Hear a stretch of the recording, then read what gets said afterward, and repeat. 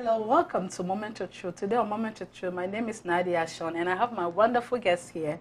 I have Dr. Prissy and, of course, our deacon here, and I'll give them opportunity to introduce themselves. So please go ahead. Hello, we're glad to be back again tonight. I'm Dr. Prissy Kumson, and I'm a nurse by profession, fellowship right here in the Church of Pentecost, and we are looking to have some fun tonight. Wonderful. Please. And thank you. My name is Nick Gatti. I am a deacon in this church, so they call me deacon. But outside the church, I'm a nurse. I'm a nurse by profession. I work in acute care, in critical care. I work at the Mesta Washington Hospital Center here in Washington, D.C., and I'm a patient care manager over there. Okay. It's so good to have our wonderful guests here. And today we have been talking about health, or the whole month of March, we're going to be focusing on health. And the important part of health is that last week we talked about body fat. That was one of the biggest things that everybody wanted to hear. Yeah. You know, the scary part of everything is your health. You Right. know, so, but today we're going to focus in on medical terminology. You know, most people, when the doctor tell you something, the scary part is you don't understand what the doctor is saying. So you just tune them out. So today on Moment of Truth, we're going to help you not only to know the words, but to understand the words, and also to ask the doctor, please pause and explain. Yeah. And that is the confident level we want to bring to our audience. So Moment of Truth, we are going to talk to you about medical terminology and your health. So I'll let our guests start. All right. I guess ladies first again. Of course. No competition here. Right? Yeah, so tonight we're going to be discussing some medical terminologies and just really break it down, you know, so that we're not too overwhelmed when our doctors talk to us about certain medical terminologies. So the first one we're going to take is a mammogram. Okay, so when you hear mammogram, ding, ding, ding, ding, age 40. So 40 is a magic number, okay? You guys, don't be scared to turn 40. Some of you are 39. You're probably freaking out that you're going to turn 40 soon, but it is really the beginning of another whole new phase in your life. So mammogram is an x-ray of your breast tissue. So some of you have probably had that before. That is the procedure where you go, the diagnostic test where you go and then the tech puts your breast on the x-ray tray like pancake. That is your mammogram. And once you turn 40, your doctor is probably going to tell you to do it every year or every 2 years depending on your medical history. Now, some women with family history of breast cancer may have theirs earlier before 40, but usually when you have family history of breast cancer, your risk level is high, and so that is why you may your doctor may ask you to do it before you turn 40. But women, please, what do we know about breast cancer? The key to survival is early detection. And so make sure that once you turn 40, you know, even if you don't get anything in the mail, because sometimes you will get something from your primary care provider to come in for your mammogram, be an advocate of your own health and go for it every year dutifully. So that's mammogram. Okay. Thank you so much. So we talk about mammogram. So, Deacon, what else will you tell us? I mean, just because she spoke something for women, I just have to balance the equation. Of course, to say something for the course. men.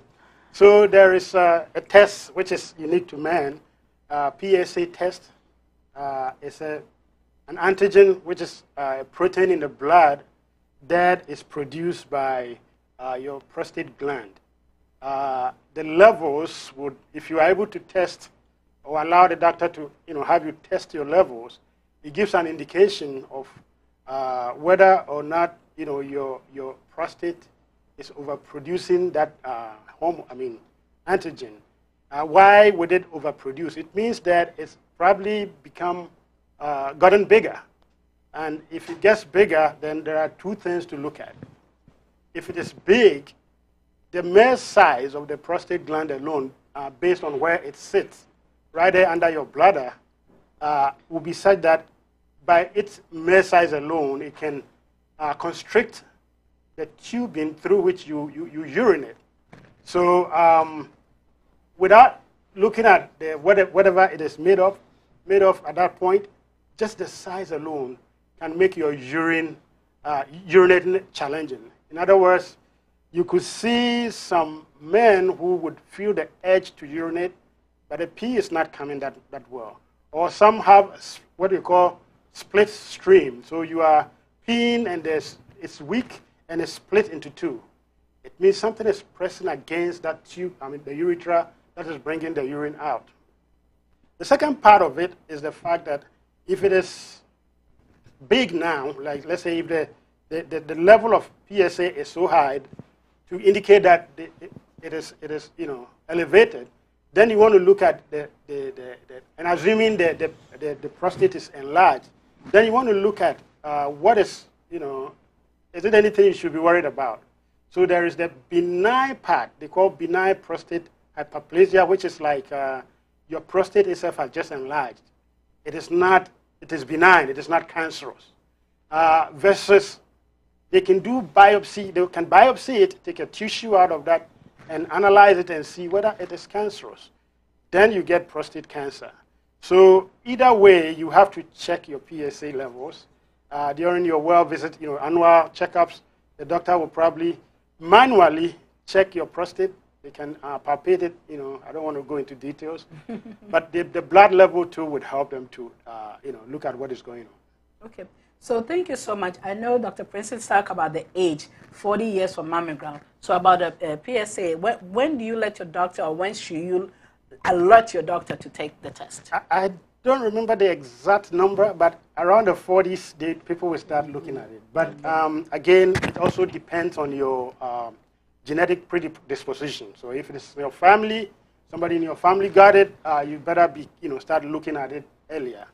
But again, your doctor, your primary doctor, knows what they are doing about this one, and have that conversation. I mean, they sometimes they start looking at manually checking the prostate size around in your mid-30s. So by 40, by all means, you should be looking at your PSA levels. Okay. Thank you so much, Deacon. So here we are, Moment or two, we are talking about medical terminology, and sometimes what prevents people from even checkup. So you saw a lump, you don't want to get your breast checked because you're afraid that it's going to be cancerous. You know your prostate is enlarging and you're afraid. So the fear is what is preventing people from going. So you are saying it's good to go and check because sometimes it's benign, but you just have to go and talk to your provider, and the provider will give you the ideas. It's amazing that you mentioned that, because I have come across people, some ladies who would say, I'm not going to do a mammogram. I'm not doing it. And if you ask them why, well, if you're looking for something, you are going to find something. So just the fear that the doctor will find something, they don't want to go and do their mammogram. If there is something, I believe you would want to know. Of course. So that they can do a treatment plan or whatever it is they can do to reduce your the chances of it getting worse, or increase your chances of getting better. So you should. Don't be scared to go get a mammogram just because you're scared of what they will find, because you might end up doing yourself more harm than good. Yeah, I mean, just to add a little something to that, I work in critical care, and it's very, it hurts to see a young person in this day and age dying from breast cancer. Breast cancer, when found early, can be dealt with. Early detection. It is treatable. So the key is early detection. And if you don't check, if you think like, I don't want to know, then I'm sorry, the time you might know, it will be too late. Or, you do more harm than good, like Dr. Compson said. So yes, checking is good. Catch it early, if at all there's. We hope there's nothing there, but it's good to check. Okay. And it's also good to have signs. Sometimes you say, but I noticed this, but I noticed that. So there are signs that it should give you the red flags. So the more signs you see, the more warning that when you go to your provider, ask them the question or let them check certain things. Because sometimes we go there, and because you're in a hurry, we don't even want to pause. We just want to be like, I'm okay. They ask you a question. You are even afraid to answer them. So just take the time. Anything that you see that is abnormal, let them talk to you about it or let them address it. I was wondering whether you ladies would teach your men how to do the mammogram, because maybe they are there anyway. So just show them, so that they will be the first to maybe pick up something. This one wasn't there the other day. What is going on? Can you check? So I think that is something you guys can look into, and hopefully it's going to help. Well, thank you that you said that. That is so true. Point it out. Because, you know, one of the first tests that we can do on our own is the self-breast exam, which you can do on your own, or your husband, just like Deacon said, the husbands need to help out. Now, we know your husband do a lot with the breast, so come on now, while you were at it, you might as well be checking out stuff. Look out for your wife in the health way.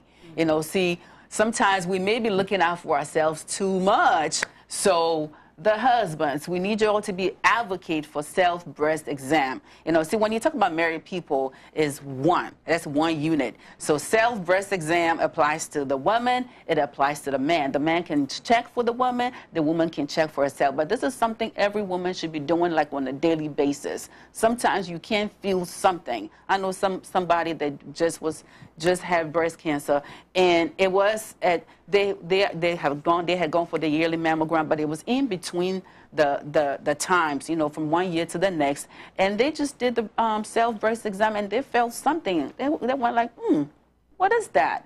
And then turned out it was breast cancer. But the good thing it was caught early, and they just came out with a great prognosis. Prognosis is just the disease outlook, what the future looks like in terms of the disease, and the prognosis was really good because it was caught early. It is not breast cancer is not a death sentence, especially when it's caught early. You can really have increased chances of survival. Okay.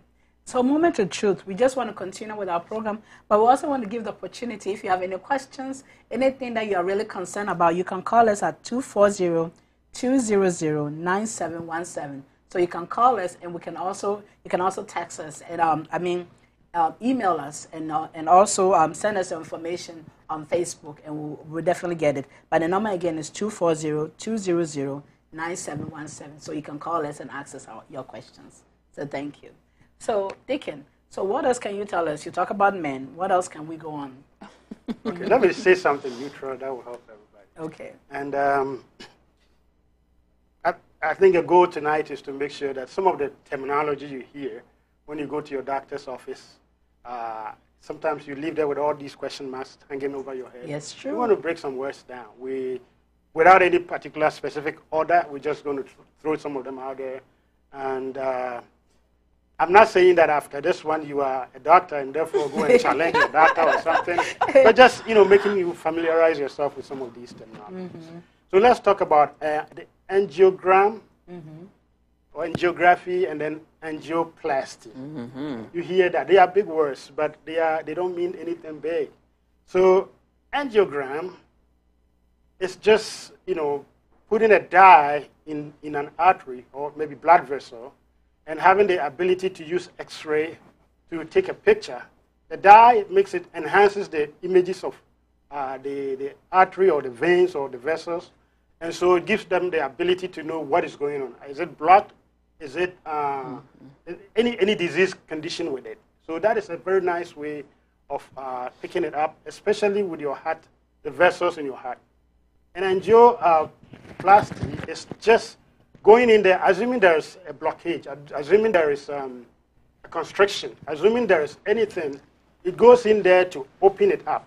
Typically, they go into that vessel with a little tube with a balloon at the end and a camera sometimes, and it goes to the point where there's the narrowing, and blow up the balloon to expand it, so they will enhance blood flow to the regions beyond that block. So that is something you probably will hear. So I think that might help next time. So next time your doctor talk about it, and if you are not sure, just ask them to explain which one are they doing, so that way you feel more comfortable about the procedure that is going to be done. Even though you sign a consent form, you still want to feel comfortable with the procedure.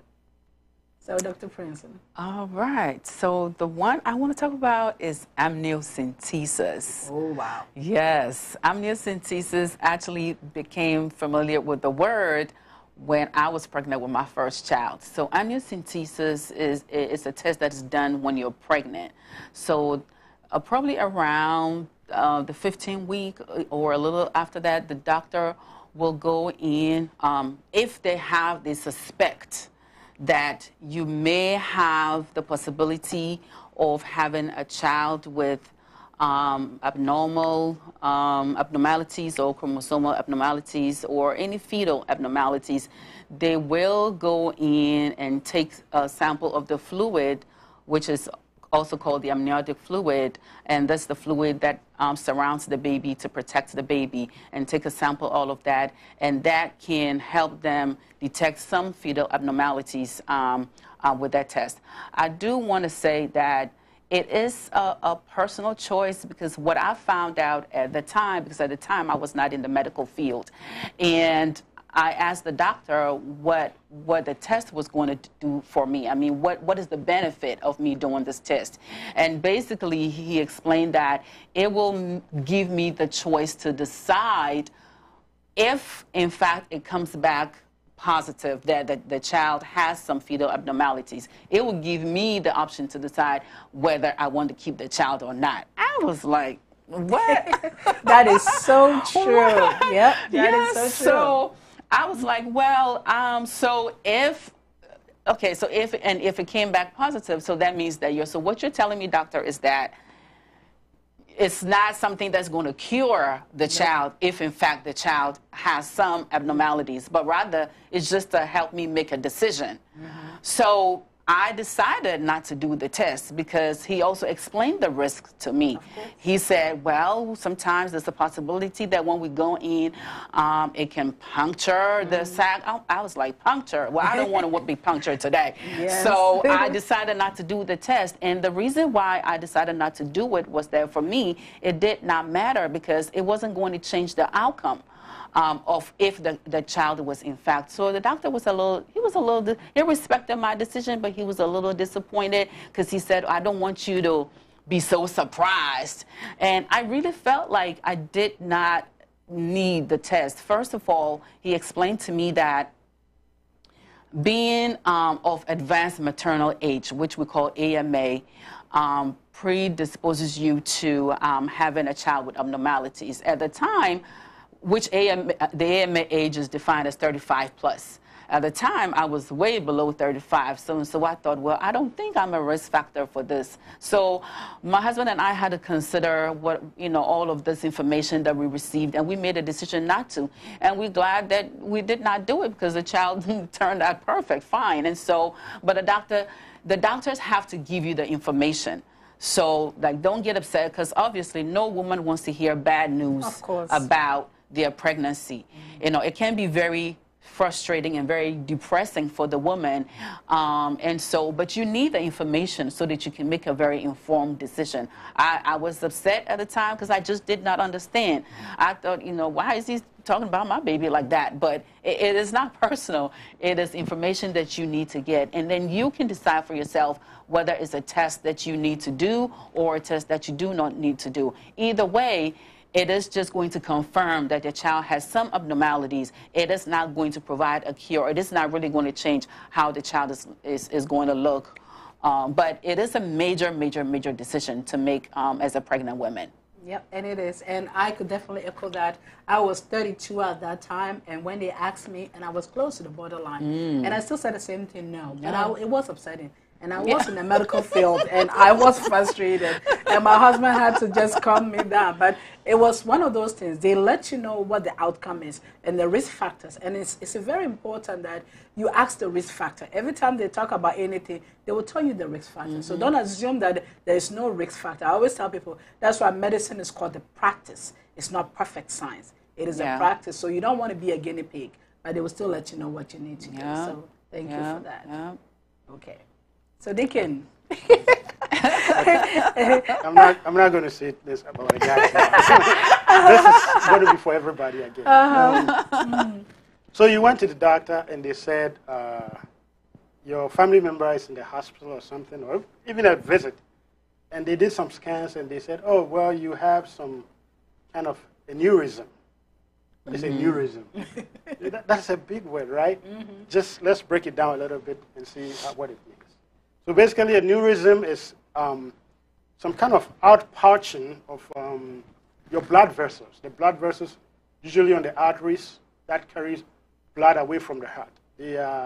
because the heart is, they carry, the pressure from the heart. The heart is pumping directly into the artery. There is pressure. So over time, or for whatever reason, sometimes certain part of the walls get loose, and they blow out like a balloon coming out of the, the main stem.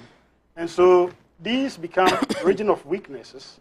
And since the heart will be constantly pumping pressure against that, there's the risk that they can rupture. And depending on where they are, when they rupture, they can be, they can have very bad consequences. We want to know this ahead of time, so we will avoid this. If this rupture occurs in the brain, you're going to get hemorrhagic stroke, which is very difficult. It doesn't have good prognosis. If it is, let's say, against the main artery that comes from your heart, which is called the aorta, the pressure in the aorta is very high. So if there is any region of weaknesses, that part of the vessel will again expand. And depending on the size and depending on your blood pressure, they might have to fix that. They might have to go in there and do something about it. Thank God there are a lot of interventions that can help. But again, like any medical condition, the earlier they find it, the better. And by all means, when you hear that, don't be alarmed. It's concerning, but now that you understand, I know you can communicate better with the doctors to make the right decisions.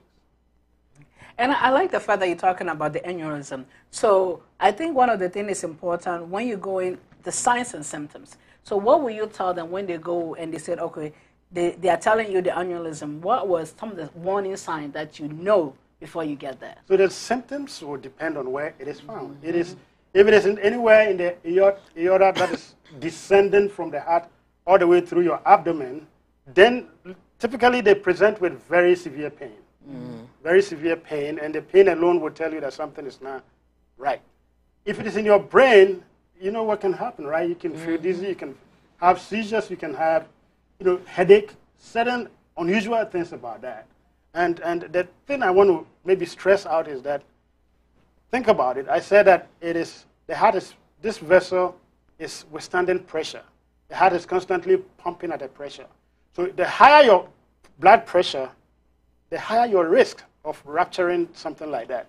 So whether you know you have it or not, that is one more reason why you have to keep your blood pressure under check. So that just in case you have any weakness down there, it won't surprise you. But, it wouldn't happen. Things that we don't want wouldn't happen. Right? Thank you so much, Deacon. And I think those are the things that we need to watch out for, warning signs. We ignore our health. And so we're talking about health. So we want you to make sure that there are signs that will indicate that something is wrong and something is not normal. So when you see those signs, when you go to the doctor, explain what the signs are. So the doctor will do the test that is necessary for your health. And that is important. So let's talk about, some of the general things that we talk about when we go to especially go to the ER. When you get to the ER and the doctor started doing tests, we just tune them out because we know they're about to tell us bad news. What are some of the things that you guys see in the ER? Some of the questions that people need to be asked when you get to the ER. In the ER. So let me. The ER is the worst place to go, but the ER is where we end up at. Let me just talk about one blood test that is near and dear to my heart. Oh. Just because for our community, it is something we should watch very well. Sometimes we live in denial. So even when things are not looking good, especially men, we feel like, we're okay, I'll be fine, that kind of thing. So by all means, there are tests you have to check. I want to focus on hemoglobin A1C, which is something that in your regular, normal blood screen, the doctor will probably, check for that. It is an indication of how well or otherwise your blood sugar is being controlled in your body over a period of 3 months. So if you went and your number, you get a certain number, the doctor can tell whether you are predisposed, you are at pre-diabetic stage. So you have to start doing something about it. Change your diet, change your lifestyle, change your habit and stuff like that so that you don't become diabetic. So yes, A1C is something important. I want every one of us, whenever you go to let it be one of the things you look at. The normal numbers would be like from 4 to like 6. I mean, is it 5.6? Yeah, that is normal. If you are greater than 6, you are probably diabetic. So keep an eye on that. And if you are in between there, that's what we call the pre-diabetic state. And the doctor will let you know that they will counsel, they will tell you some of the things you have to do. If you're already diabetic, and that number is beyond 7, 8, 9, I have seen 11 and even 14 or something. Those were out there. But the higher they are, it's an indication that you are beginning to damage your organs. Diabetes is beginning to affect your organs. What it actually means is that because it's a 3-month average, it gives an indication whether you are controlling your blood sugar well or not. So if you are diabetic, know that number so that if you went and it's greater than 6 or greater than 7, you know that over a period, that 3-month period, you are not doing too well with the control of your blood sugar. The diabetics know about it more, but I want you to keep an eye on that this time.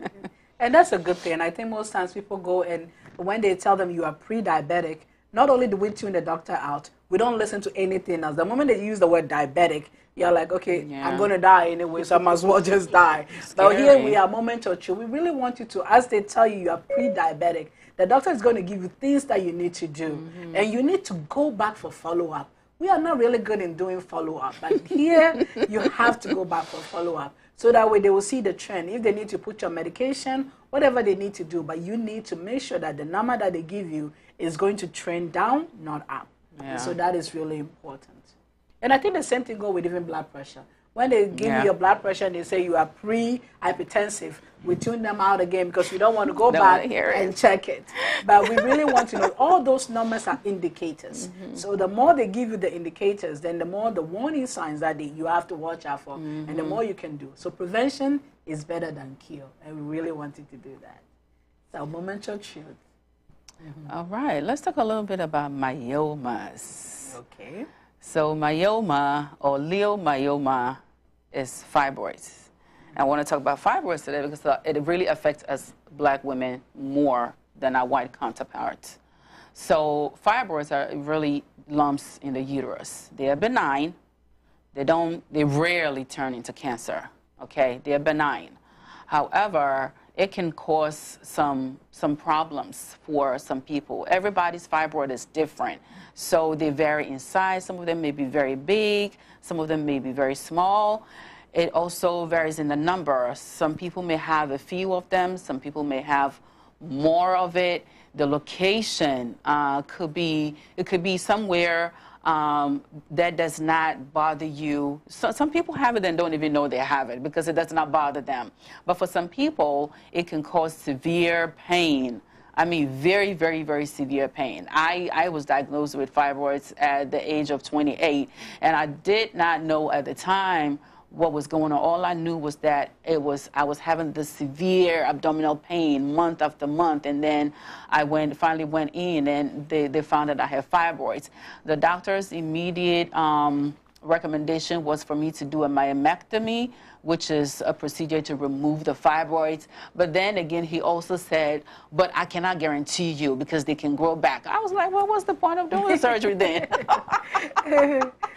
And then he says, well, it may better your chances of getting pregnant. I said, well, let me try first. And then if I try and it doesn't work out, then we can talk about the surgery. Because sometimes you have to speak up for yourself. You have to really make a lot of these decisions on your own because you get the information, but you have to decide because it's your body. So I decided not to do the myomectomy. I wanted to try to get pregnant first before. So, but depending on where it's located, it could prevent you from getting pregnant. And when he explained that mine were just attached to the stalk of the uterus, I said, well, okay, if they're not in the fallopian tube blocking anything, then I think that I should be okay getting pregnant. So, and I did not have any problem getting pregnant, so I really did not need it. And even after I had my children, I still have the fibroids. I have not taken them out. I really could take them out now, but I don't feel like doing another surgery.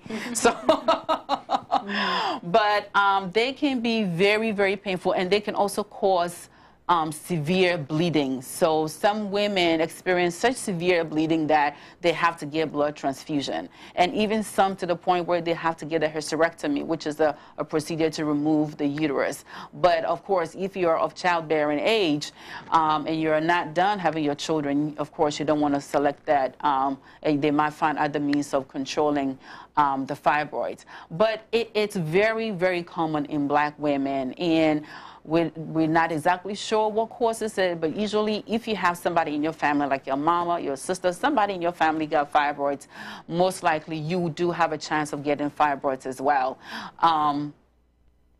Treatment, really, really,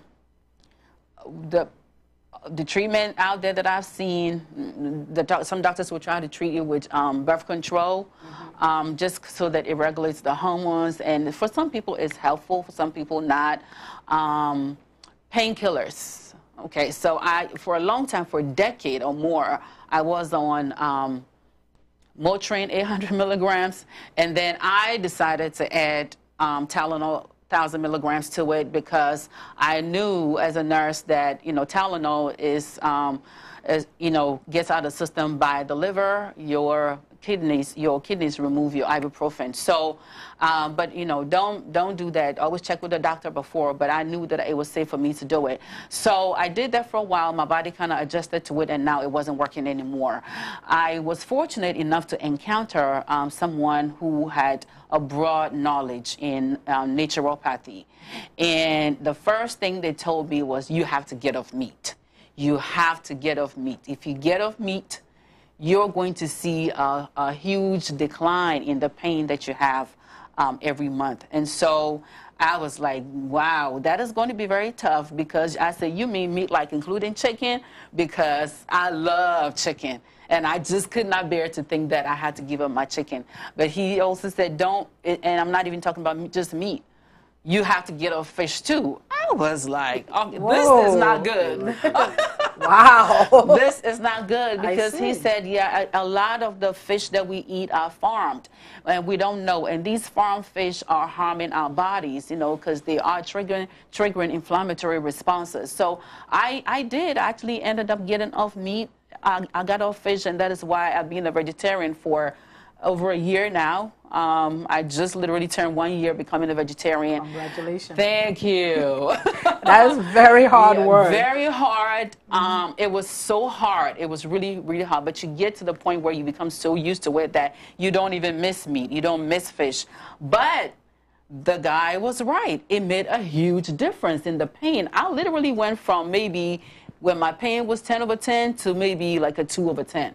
So over a year, I have not taken Tylenol or Motrin. And the other, I talked about an ingredient last time, cayenne pepper. Yeah, you put a little bit of it in 100 ml of water, maybe 1 teaspoon of cayenne pepper in 100 ml of water, and in like warm water. You drink it, and within a period of about 5, 10, 15 minutes, you feel great relief. Wow. So I've been controlling the pain with just natural stuff. A great selection of vegetables you can select or you can use to also really help with decreasing the pain, and all of that is broccoli, cauliflower, cabbage, kale. Yeah, that family. Okay, they're very, very rich in beta-carotene and folate, vitamin C, vitamin E, vitamin K, and so they're very, very, very helpful. When you choose your vegetables and whatever food that you put on your plate, you got to be very strategic about it and ask yourself, what is this food doing for me? So we're not eating just for the taste. Okay, we are eating for the nutrients and the good thing that it does for our bodies. Food is really, really medicine. Okay, and medicine is food. So fibroids, is there anything a woman can do to prevent fibroid? No. Okay, no. You can't control your age. You can't control your family history. You can't control your race.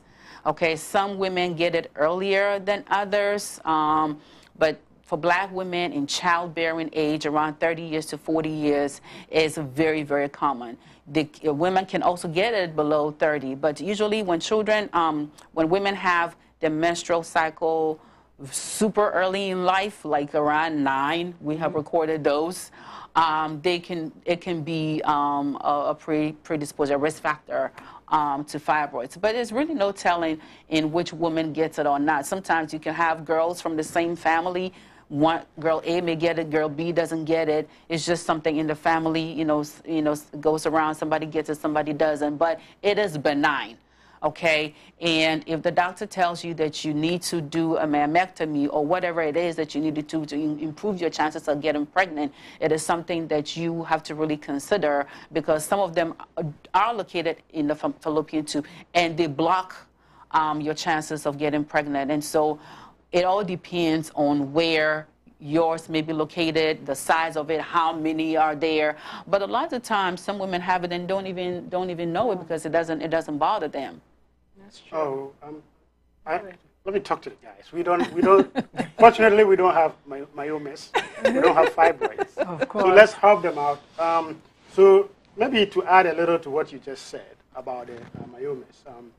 Traditionally, how do you deal with them? Traditionally, they would do myomectomy, which used to be like 8 inches across over here, go into your womb, and then take it where there's, take it from wherever they can find.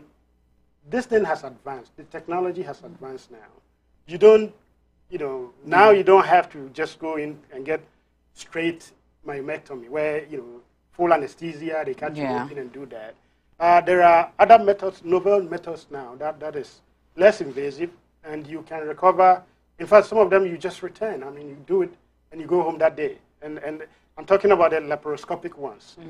It just takes only non-invasive. It takes a lot of, let's say, 3 puncture holes.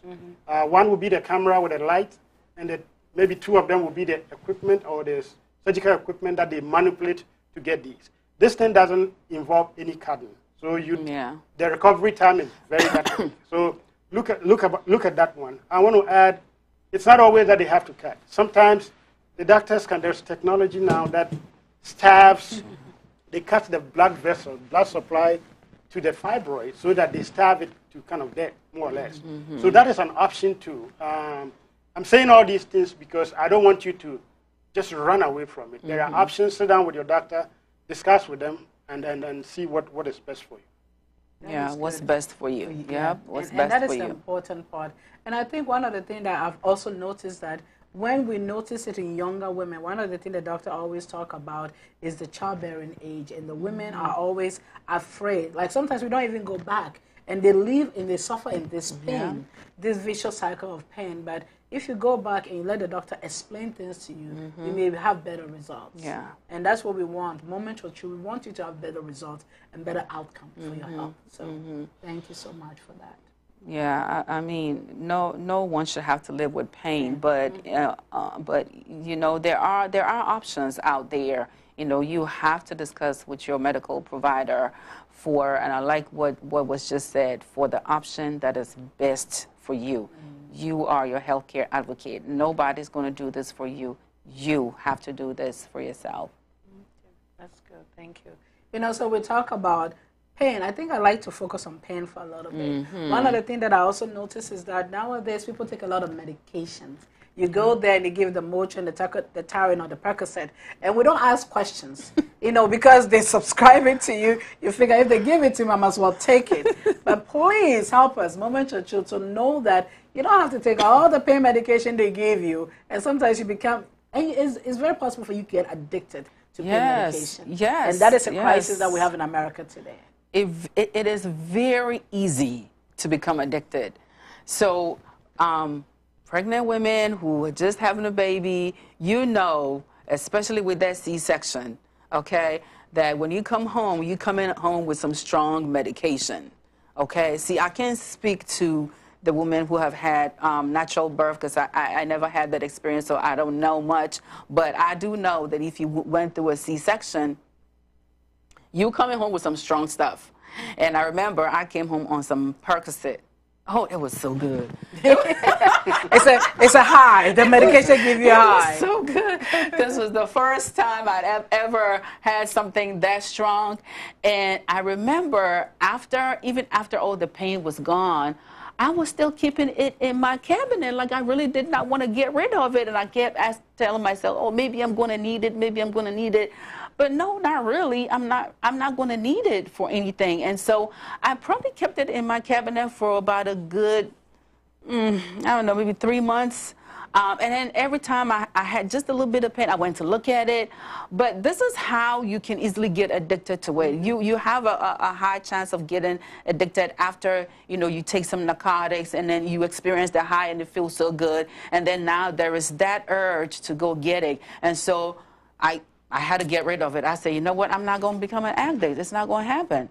I got rid of it. If you take it for pain and pain only, and it does what it's supposed to do, it takes away the pain. And so if you don't have any pain anymore, then there's no point in keeping it. That urge is what has become problematic. And a lot of people who never thought that they'll get addicted to pain medications have now become very addicted to them. It is a real problem. It is. Yeah, they first told us that, initially, we're not bashing pain medications, but initially, yeah, we need pain medication. What led to this opioid crisis was that they had a study which they said that you cannot get addicted to opioids, right? Wow. And then now we know that is not true. And some of these things have happened. Yeah. Okay. But by all means, if your doctor is going to, don't take it outside your doctor's prescription. that is a non-starter. But if your doctor is going to prescribe it, for your pain, I think they know what they are doing. If you have to go by your doctor's prescription. Pain must be treated. Pain is something that you don't necessarily have to endure. You have to treat it. Yeah. But again, just be smart about it. That is true. And I think some of the things most people don't realize is like pain is a perspective. Your pain level is different from mine. That's why the doctor will ask you, what is your pain level? And it will tell you 1 to 10. And somebody will tell you the pain is 10 out of 10, and you're looking at them talking to you. And you're like, 10 out of 10 pain. And you are talking, you are breathing, And in my head, I'm thinking, you're lying. But I'm not going to tell you that because that is your perception of pain. But it's very important to be honest with your pain level. Don't exaggerate, because the moment you exaggerate, the doctor is going to give you the big guns because you said 10 out of 10 pain. They're not going to give you Tylenol for 10 out of 10 pain. They're going to give you Percocet and morphine. And that is where you get addicted to those medications. So if your pain is 2 out of 10, just tell them 2 out of 10, and they'll give you the Tylenol for it. Yeah. So that's good. I think we have more. Of course. So let's talk about, we talk about terminology. Let's talk about kids. When you take your kids to the doctor and the doctor says something that you feel like, whoa, is it applying to my kid? How do you go about it when you're talking about things that apply to kids? Kids, okay, now I got to think about my kids now. Of course. So, okay, so, all right, so there's one that is a hot topic. A lot of parents struggle with it. It's that test for that cancer for both boys and girls. I just Cervical cancer? no, not gosh, it's not coming.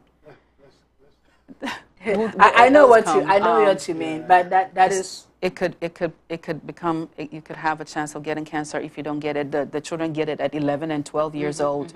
You know what we're talking about. We'll come back to it. But what we wanted to address is the fact that when you go and your doctor says something about your kids and you are not familiar with it, the best thing I always tell people is take a pen and paper, write it down, so that when you write it down, you can come back and do research. But also take the time to ask the doctor, what is it? Because when we are not familiarized with things and they say something, we get panic and we get, intimidated and we shut down. And then the best result that we needed, we don't really get. And we really want to make sure that you get the information that you needed. So that is HPV. The HPV. I told you it's going to come the back. human papillomavirus, yes. It's a struggle. It's a big struggle for the parents because it's vaccination for, I think, boys and girls, age 11, or about 12, thereabout. And some parents just say no just because they're like, no, my kid is not going to get that. And they're just scared because there are also some side effects that have been discussed with HPV. vaccinations, and I think that we're going to have to spend some time and do this like a whole session, because there is a lot. I studied a little bit about it probably like a year ago, and there was so much information that I discovered that blew my mind. But the question is, what is going to help you as a parent decide whether your kid should get the vaccination against HPV? Okay. Yeah, that I believe is going to be a big discussion. It's a whole discussion, and we're going to delve into it. But it is a big decision, and then parents have, at a doctor's office, parents have struggled. Do I get it? Do I get it? Not because. So some parents think that, oh, if they get the vaccination for their child, it means that they are promoting or they're encouraging their child to engage in sexual intercourse at an early age. Some parents also are of the school of thought that the kid is probably going to do it anyway, so why don't you protect the child against it now? So you see how sensitive this is. And I think that we're not going to decide today whether you should get it for your child or not. I think that we're going to come back with some more information about that, and I think the information may help you decide when your kid turned that age, 9, 10, 11, 12, should you, when you take them to the pediatrician, get the HPV vaccination or not. I am still She's still on the fence about it. I just want to share, I know our time is running, so I just want to share something that helps everybody. Again, you know, it is now common these days when you go to if you are in the hospital, you talk about, oh, I feel my abdomen feels a little discomfort, and boom, go for CT scan. This is hurting, or you have to do an MRI. What are those tests, and how safe are they? You know, would you be worried if they said, you know, you need to go and do this test? In fact, some of them are just scary, just by the machine you see, right? Yeah. Like MRI, they will MRI put you in. If you are claustrophobic, they put you in that thing. You will feel like, you know, the world is crashing around. It's very scary. So I just want to just enlighten us a little bit on those two tests, some of those tests, so that you know whether they, you know, how safe they are, right? MRI, to begin with, is magnetic resonance imaging, which basically doesn't involve any radiation. It is just a huge magnet that interacts with your body's electrical system, for instance. You know, so the magnet together with the radio frequency thing, together with the computer, will produce an image. So it is very, very sensitive. It sees a lot of things that years ago we could not find. So the MRI, if you get beyond the claustrophobia part of it, it's very useful, a very useful diagnostic tool. So again, it doesn't go with any radiations, and it's not, you know, exposing you to such stuff. However, maybe if you have any metallic thing in your body, I told you it's a magnetic. It's a very strong and powerful magnet. So not everybody can go into that. So if you have any metallic piece in your system, let the doctor know when they talk to you about MRI. But let me talk about CT scan, which is you know, the cousin of MRI. The difference is that CT scan actually use X radiations, what they call X-rays. So that one, you will be exposed to radiations. So if you are pregnant, you want to look at that again. Think about that. And the CT is like, they call it CT scans, just computerized tomography, or the others will call it CAT scan. It's not, True. CAT scan. Yes, computerized axial tomography. Yep. It's the same thing. This time, it is, like I said, it's X-rays. So they are powerful X-rays, more than the regular X-ray you get at your doctor's office. These are much more powerful X-rays. But how they work is that they work with, again, they work with the computer to produce the imaging. So computer brought all these technologies to us, but they are very useful diagnostic tools. They take kind of sectional images, like if you have been sliced into tiny pieces. So it takes images of various slices, millions of them, and then bring it together by the help of the computer to produce an image. And it's very useful. It helps to detect so many things. And so don't be scared. I mean, overexposure is not, but I heard somewhere that if you fly in a plane, for instance, you get more exposed to radiation, X radiations, more than going through the CT scan one. So don't Wow. be, if you fly, don't be too scared to go through those machines. Of course, the ladies are very familiar with their ultrasound, which is not radiation. That is actually high frequency sound waves, and that gel is just to help conduct the sound wave into the internal organs. It bounces back, and through the help of the computer, an imagery is produced. These are all useful things. Don't be scared when you go and the doctor says you need X-ray, you need ultrasound, you need CT scan, you need MRI. There's another one called PET scan. They've been determined to be within some safe range. And there are people out there who would help you to not to get overexposed to some of these things. That's true. And remember, like one thing that he really said. Always be honest with your doctor. They say if you are pregnant, tell them you are pregnant. Yeah. Sometimes in our culture, you don't want to say like, oh, I don't want to tell them I'm pregnant. But in this moment in time, you have to tell them you're pregnant because they will also know what test to do and what to prevent your fetus from being exposed to the radiation. Yeah. So that is very important. So thank you for that. I'm glad you call your show Moment of Truth. Right? Yes, it is. It's really it is a moment of truth. Yes, it is. It's really important. Our community, they say my people are dying from lack of knowledge. And I definitely think health is one of the paramount things that we detect in our community. We know there's a problem, but we don't know how to address it. Yeah. So I'm very happy to have you guys here to really talk about the issues that we are facing, how best to go about, addressing the way that it brings holistic aspect of it, but also educate our community. And I'm very happy. Absolutely. Can I say something? Sure. Which is also dear to my heart. So what we shared with us tonight doesn't make you doctors at home, right? Like I said from the beginning. The essence of knowing is to be able to have that conversation with your doctor. It doesn't replace your doctor or your healthcare personnel or your nurse practitioner at work. You have to talk to them and listen to their advice.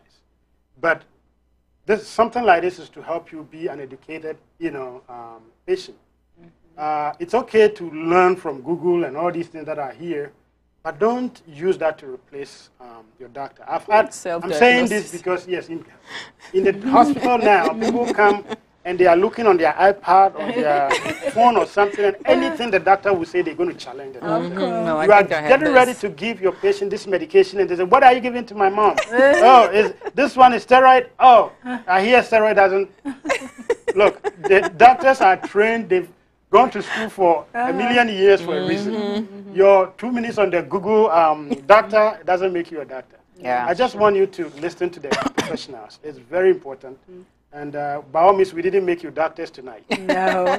And one of our guests asked a question and said, is it necessary or important to get a flu vaccination? Because every year they come in and they say get a flu shot. And, most of our community try not to get the flu shot. So please educate them. Good question. I'm of the view, I'll say absolutely. I know many would, maybe would disagree. But interestingly, I work with nurses. And every year it's mandatory for nurses in my unit to get their flu vac. And I have problems giving my nurses flu vac. Nurses are the ones who are supposed to educate the community to get their vaccination. True. Interestingly, they are the worst patients. Worst patients ever. Yes. But by all means, get your flu vaccination, please. I'll tell you why. The vaccines help your body to prepare just in case you get the flu. We get flu and walk away with it. But if you are in critical care, as I am, it's so pathetic to see a young, less than 30-year-old person dying out of flu, something that you have no business dying from, just because we didn't prepare our body for. Some of the excuses they give for not taking it, like, it gives your children autism or whatever. Yeah, autism that's the scare. They are just a scare. They are not facts. Yeah. And so flu vax, they are very important. The amount that they give you is not going to harm you. They are deactivated somehow, so it's not going to let you get flu. So please get your flu vax. And that's good that you explain, because it says that people are afraid that they will give you a live virus and then your system cannot fight it. And we know that it's not. That's not the case. Yes, we do. Okay, that's good. So thank you for our viewer for asking that question. So our time is fast spent. But so before we close, what are some, like, if you have to tell our viewers 1 or 2 things before we close this session and we start next week? Well, I will say diagnostic testing are very important. They always point to either diagnosing a disease or even ruling out a disease, so your doctor can kind of get close to seeing what is wrong. Don't get scared just because some tests have been ordered. There's something there you need to know, and you need to take charge of your own health. So don't be scared, and read up on things.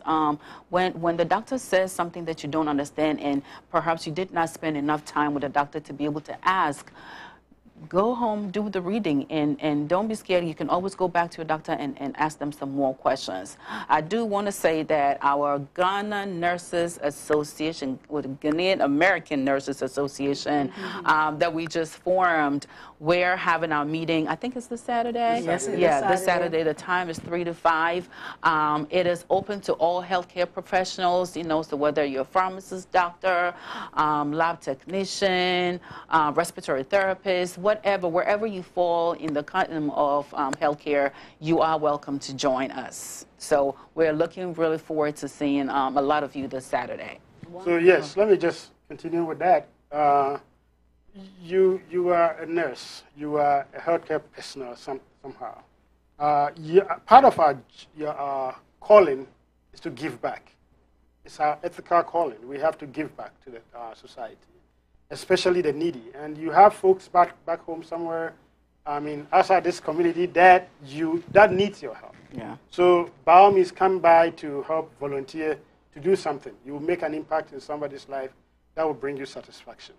That said, on tonight, again, we can't say it, we can't stress it enough, that we want you to become an informed patient so that you have the ability to discuss with your doctors. This is the thing.